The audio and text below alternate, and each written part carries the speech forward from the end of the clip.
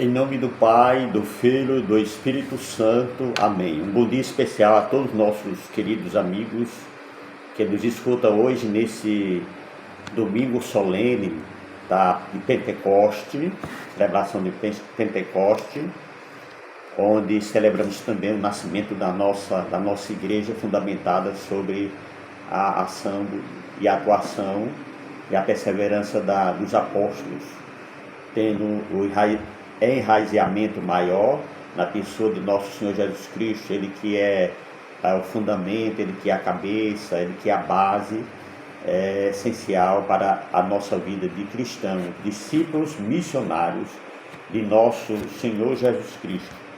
No dia de hoje vamos celebrar a manifestação daquela força que tirou Jesus da morte e lhe trouxe a vida. Com esse domingo se conclui os 50 dias da Páscoa, dedicado integralmente a celebrar a alegria da ressurreição, a novidade da vida dos batizados e o começo da igreja, a atuação, a presença da atuação da igreja através da ação missionária dos nossos discípulos, dos nossos apóstolos, animada e fortalecida, impulsionada e pelo encorajamento do Espírito Santo de Deus. Na oração da coleta da vigília de Pentecostes, sintetiza bem a importância do dia de hoje. Deus eterno e todo-poderoso, quiseste que o mistério pascal se completasse durante 50 dias até a vinda do Espírito Santo, fazer que todas as nações dispersas pela terra, na diversidade de suas línguas, se unam no louvor do vosso nome. E completa o prefácio da festa de hoje, para levar à plenitude os mistérios pascais. Derramaste hoje o Espírito Santo prometido em favor dos vossos filhos e filhas. O texto dos Atos dos Apóstolos é construído por Lucas com uma finalidade teológica bastante específica e estabelecendo um paralelo com o Pentecostes do povo de Israel. Mostra que a ação de Deus continua viva, presente, agora na vida de cada cristão. A festa judaica de Pentecostes celebrava 50 anos depois da Páscoa, a recepção do Torá no Monte Sinai.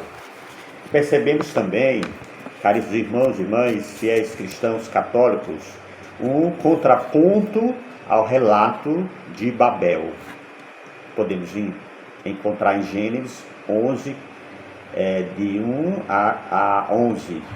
Lá a multiplicidade de línguas gerou confusão, aqui pela ação do Espírito de Deus gerou unidade. A igreja nasce com uma vocação universal, evidenciada pelos numerosos povos aí reunidos. Elementos como o barulho forte, o vento, as línguas de fogo são teofânicos. Expressa a presença, a manifestação de Deus junto do seu povo. É essencial perceber que a comunidade primitiva foi invadida, tomada pelo Espírito, e que toda a sua atividade posterior se dá pelo influxo desse mesmo Espírito, da manifestação do impulso do Espírito Santo sobre todos. No Salmo 103, pede que o Espírito do Senhor seja enviado também a nós, para que a face da terra seja renovada. Canta a beleza da criação, que sem o respiro da vida dado por Deus, volta ao nada de onde saiu.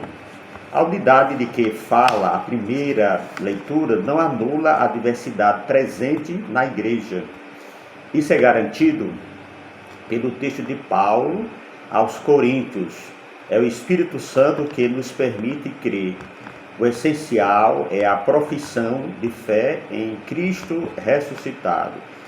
Portanto, ele é o Senhor. A comunidade de Corinto passava por algumas dificuldades por causa do sincretismo religioso.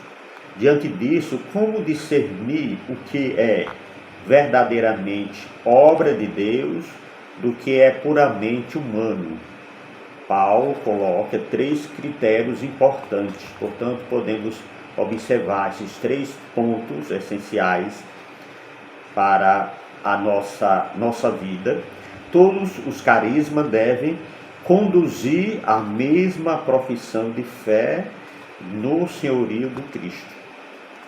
Todos os carismas devem ajudar a concretizar o plano salvífico de Deus. Os carismas servem ao bem comum e à unidade do corpo de Cristo. Nunca criam divisões, mas sempre esse laço de união, de comunhão, de congregação, de participação, de aproximação. As diferenças éticas, judeus ou gregos, e sociais, escravos ou livres, não podem perdurar na comunidade cristã. A diversidade de carismas, sim, porque não destrói, mas favorece a unidade na fé. O Evangelho, portanto, se dá no lugar da reunião da comunidade, que ao que tudo indica, já tinha estabelecido o costume de se reunir no primeiro dia da semana. Chama a atenção que estava com medo, o que revela a situação da comunidade de João em relação à sinagoga. Jesus entra no meio deles, eles estavam com portas fechadas, e Jesus põe-se no meio deles e os sauda, dando a paz. A paz esteja convosco, a paz esteja com vocês. A pessoa, aquele grupo de apóstolos, estava ali temeroso, com medo, diante dos últimos acontecimentos acerca da morte de Jesus, e de repente Jesus aparece no meio deles. Eles se sentiram assim animados, encorajados, motivados, alegres, felizes com a presença do ressuscitado. Há controvérsia exegética sobre a tradução das palavras de Jesus. Paz a vós. Por essas palavras, que são as primeiras que o vivente dirige aos seus discípulos reunidos. Jesus não formula uma saudação ordinária, o shalom costumeiro dos judeus. Também não é um desejo, como erroneamente se traduz, a paz esteja convosco. Trata-se do dom efetivo da paz, em conformidade com o que Jesus disse no seu discurso de despedida: eu vos deixo a paz, eu vos dou a minha paz, não vos lá dou como o mundo. Mas essa paz que nós hoje, diante da diversidade, das situações, da realidade gritando do mundo, essa paz que nós precisamos buscar sempre, que é a paz interior, a paz espiritual, essa paz que vem de Deus, que irradia a nossa vida, o nosso coração, a nossa mente, e aí que a gente possa transbordar também e promover também essa paz para o mundo inteiro. Somos promotores da paz, assim como Cristo é promotor da vida, promotor da paz. Nós somos chamados hoje, como seus seguidoras, a sermos também promotores dessa paz, a paz interior, para que a gente possa se estender também a paz no mundo inteiro, e a poder conviver melhor, alegre, feliz, participando com essa felicidade sem fim, expressando assim a nossa fé na presença desse Deus que ama profundamente e que é o bem de cada um de nós. Depois se apresenta mostrando a identidade entre o crucificado e o ressuscitado. O resultado dessa visita é a alegria que brota no coração do discípulo que vem o Senhor. Há uma nova saudação de paz, sinal do início de um novo tempo. Jesus os envia, por excelência, envia agora os seus discípulos. A missão provém de Deus, que quer dar vida ao mundo. O envio dos discípulos implica o que visava o ministério confiado a Jesus, glorificar o Pai, fazendo conhecer em nome e manifestando seu amor. Temos agora um gesto sobre ele. Jesus soprou sobre ele a força do Espírito Santo. Esse é o sopro. Esse sopro é indicado com o mesmo verbo que consta em Gênesis 2:7. Faz referência clara ao ato criador e agora inaugura uma nova criação. Trata-se agora da nova criação. Jesus, glorificado, comunica o Espírito que faz nascer o homem, capacitando-o para partilhar a comunhão divina. O Filho que tem a vida em si mesmo, dispõe dela a favor dos seus. Seu sopro é o da vida eterna, mostrando a chaga de seu lado. Não evocou Jesus o rio de água viva que daí saiu, símbolo do Espírito dado aos que creem. Prestemos atenção ao fato de que João ele situa esse relato no dia da Páscoa. Assim não é Pentecostes, porque não está a 50 dias da Páscoa, como em Lucas.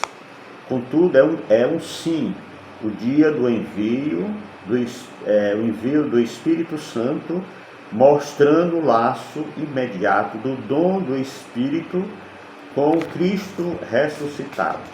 Sob o perdão dos pecados, confiado à comunidade, vem que perdoar, manter, significa aqui totalidade do poder misericordioso transmitido pelo ressuscitado aos discípulos. De acordo com os profetas, a efusão escatológica do Espírito Santo, do Espírito, purificará Israel de suas manchas e dos seus ídolos. Na pregação cristã primitiva, remissão dos pecados e dom do Espírito Santo vão juntos.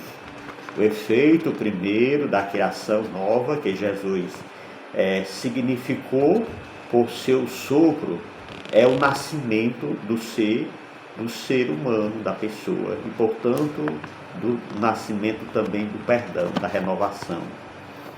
Não se deve esquecer de valorizar a sequência de Pentecostes, indo ao Espírito Santo, louvando e suplicando sua vida. Citamos hoje em nós também a manifestação, a presença do Cristo ressuscitado através do impulso do Espírito Santo, que nos anima, que nos encoraja, que nos impulsiona, nos dá força a prosseguir também a missão de chamados como os cristãos, evangelizadores, cada um na sua tarefa, na sua missão, no seu compromisso de implantar e semear a palavra de Deus. E aí poder colaborar também no exercício de uma construção de uma sociedade mais justa, mais fraterna, mais humana, mais acolhedora e mais fraterna, onde haja mais a partilha, a comunhão, onde todos possam sentir-se, todos irmãos e irmãs, filhos do mesmo Pai que está no céu. Portanto, podemos atualizar a palavra de Deus hoje na nossa vida. Melhor a atualização da palavra de Deus é voltar ao nosso olhar para a igreja. para a comunidade cristã, desde o início, desde o princípio, como se iniciou essa vivência, esse entrelace de comunhão fraterna, que precisa se alargar mais ainda hoje, expressar mais ainda hoje no cotidiano da nossa vida como igreja. Passaram-se 2 milênios, sabemos de inúmeros erros, pecados, enganos, infidelidades que os cristãos cometeram nesse período. Contudo, a força da ressurreição não se perdeu, está viva e mantém-se a comunidade dos que creem, daqueles que têm no centro de sua existência o Senhor ressuscitado. Esses corações arde ainda hoje o fogo impetuoso do Espírito Santo.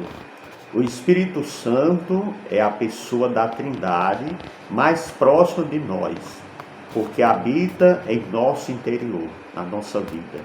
É Ele que nos move, nos guia, nos sustenta, enxergarmos hoje nossas comunidades com uma pluralidade de dons, de carismas, de iniciativa, de motivação, gestos renovadores, transformadores que precisam ser implantados, empregados para o bem comum da nossa sociedade. É sem dúvida fruto do Espírito. Há que cuidar, contudo, para não esquecer os critérios que Paulo nos apresenta para esses carismas, ajuda a construir a unidade que Deus quer. Pentecostes faz com que nossas comunidades se voltem para fora, enxergue a enorme missão que está à sua frente. Se existem divisões internas, brigas por espaços e incompreensões entre grupos, pessoas, comunidades, não será por falta de iniciativa missionária. Todos nós somos chamados a vivermos a nossa ação, a nossa fé, expressar a nossa fé através da nossa ação missionária, inserindo no meio do povo, principalmente os renegados, afastados, aqueles que estão distantes, mas quem tem sede e fome da palavra de Deus. A presença do Espírito Santo garante que a comunidade cristã não seja reduzida a uma realidade sociológica ou psicológica, como se fosse apenas um grupo que se reúne para atender às suas necessidades ou para fazer o bem. Pelo Espírito Santo, a comunidade recebe o dom da unidade, que permite a comunhão das pessoas com Cristo e entre si. Não há comunidade cristã que não seja missionária. Se ela esquece a missão, deixa de ser cristã. Por isso a comunidade vive a comunhão na diversidade, aberta a acolher quem se aproxima e possibilitar que muitos possam também participar, estar presentes, ser incluídos nessa comunhão. Assim, Pentecostes não fecha, mas abre o tempo pascal para a história que vivemos. Ele nos permite essa experiência profunda de encontro com o ressuscitado, que agora nos dá o seu Espírito e nos envia para um trabalho sério de fidelidade e amor, do anúncio da palavra de Deus. O próprio Jesus lide pelo mundo inteiro, pregar o Evangelho a todas as criaturas. O cristão tem a obrigação de manter viva essa tríplice dimensão das aparições. A dimensão vertical da experiência arranca-me da falta de elevação de uma existência terrena.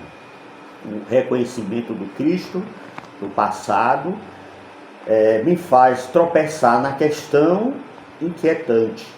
Para vós, que eu sou. Eu me vejo enviado ao homem para lhe comunicar minha alegria e convidá-los a amarem uns aos outros.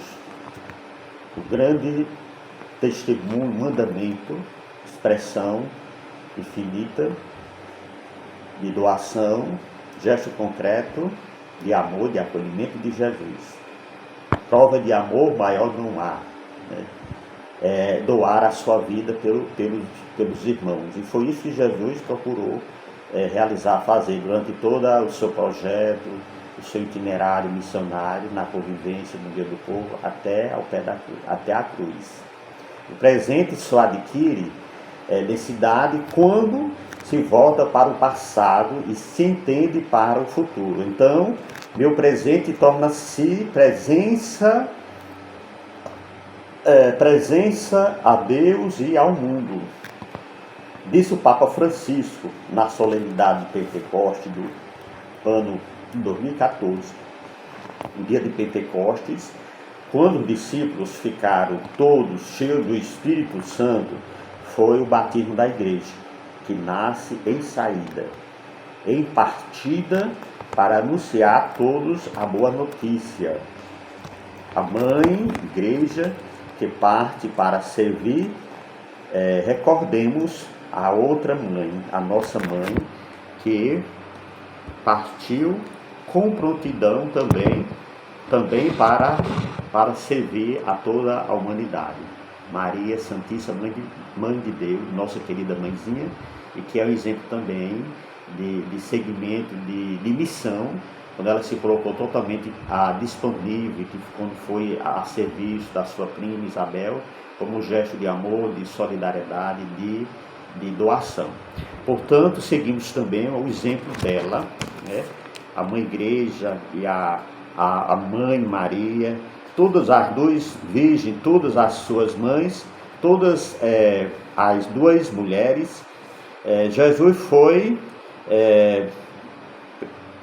perentório com os apóstolos, dizendo que não devia se afastar, pedindo, não se afastar de Jerusalém, antes que tivesse recebido do alto a força do Espírito Santo. Sem ele, não há missão, não há evangelização. Por isso, com toda a igreja, a nossa mãe igreja católica, invoquemos: vem Espírito Santo, vem iluminar, vem fortalecer a nossa vida. Traz o fogo do amor, o fogo da alegria e do propósito de renovação e de transformação. Renovemos com a força, a presença, a manifestação do Espírito Santo de Deus, para que assim possamos levar com muita fé, com muita alegria também, essa expressão de carinho, de amor, semeando e levando a palavra, o Evangelho e a Eucaristia a todas as pessoas, por esse mundo afora, em todos os lugares, né? Como uma igreja que está sempre em saída, uma igreja aberta, solidária, que se aproxima, que caminha junto, que se aproxima, que está sempre junto do povo, como a exemplo do pastor, bom pastor por excelência, nosso Senhor Jesus Cristo. Que Ele possa, roguemos ao Senhor da Messe, roguemos a Maria nesse mês dedicado a ela, para que possa nos abençoar e fortalecer sempre mais a nossa vida.